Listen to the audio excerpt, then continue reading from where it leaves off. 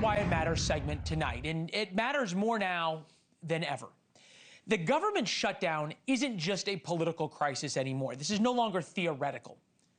Real Americans are getting really hurt. Not only is there a political crisis, there's about to be a food crisis for the 42 million Americans who rely on food stamps. It's called SNAP benefits. Democrats started the shutdown to show their base that they can fight Donald Trump. And now they risk angering those same constituents by making them go hungry. Mr. President, I don't know what Democrats are holding out for. He knows damn well what Democrats want. We want lower health care costs now. We want to solve the ACA premium crisis now. Okay, so Democrats have made it very clear of why they are refusing to reopen, refund the government. They're holding out for, as you heard right there, solve the ACA premium crisis now. Think about it this way. Affordable health care is great. It means nothing if you don't have food to eat. So if you want to understand just how bad the situation is getting for our fellow Americans, the number of people searching for food banks on Google was up 400% this week. 400%.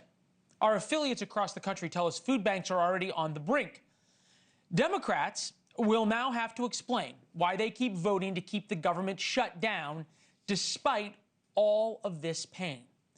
And Republicans plan on making them vote almost daily.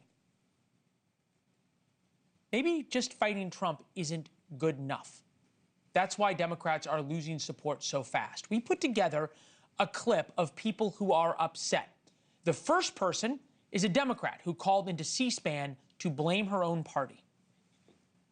We're about to have people without food come, November 1st, which is the end of this week. And that's ridiculous.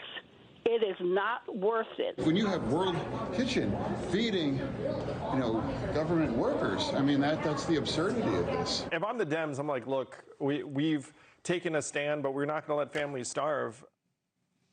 Gets worse. The leader of the largest federal workers union just demanded Democrats open the government today. He said in his statement, no half measures, no gamesmanship.